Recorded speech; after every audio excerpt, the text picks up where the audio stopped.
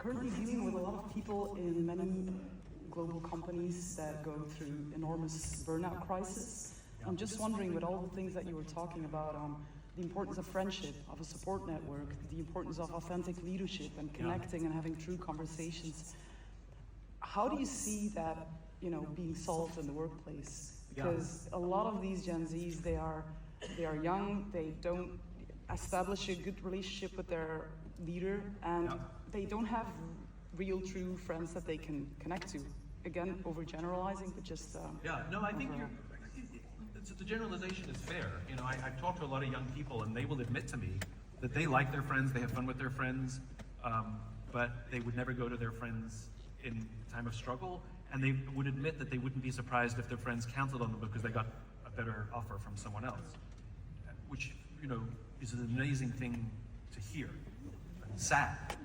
I think one of the mistakes that we've made is we've confused workload with burnout. Well, it's related to some degree, but you can work with passion and you work long hours, and you can work long hours with no passion, and you're more likely to burn out. Because when you're working with passion, working those long hours is invigorating, right? And I got this wrong for many years. I was very strict in my company that I didn't want anybody to work after hours, and I didn't want anybody to work on weekends, because I believed in balance and blah blah blah. And a company I did some work with called Water Cooler, they gave me some data that showed, what the companies, they predict burnout. That's what they do, right? And they showed me this data, which was amazing. And basically, people who never work on weekends and never work in the evenings, very, very high risk of burnout or flight risk because they're bored and not very engaged. So very high flight risk, right? People who work too many nights and too many weekends, very high rate of burnout or flight risk because they're overdoing it. But people who occasionally work nights and weekends are actually very, very happy, and they're choosing to work those nights and weekends because they care. Because they care. And I immediately got it wrong.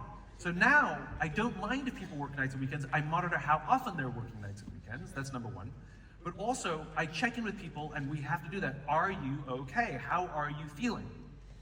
And I think the rapport of being able to check in with each other, this, as much as true with young people in friendship as it is with work, are you okay? How are you is a question we very, very rarely answer. And I'll leave with one final thought. A friend of mine, George Flynn, he retired as a 3-star general in the Marine Corps.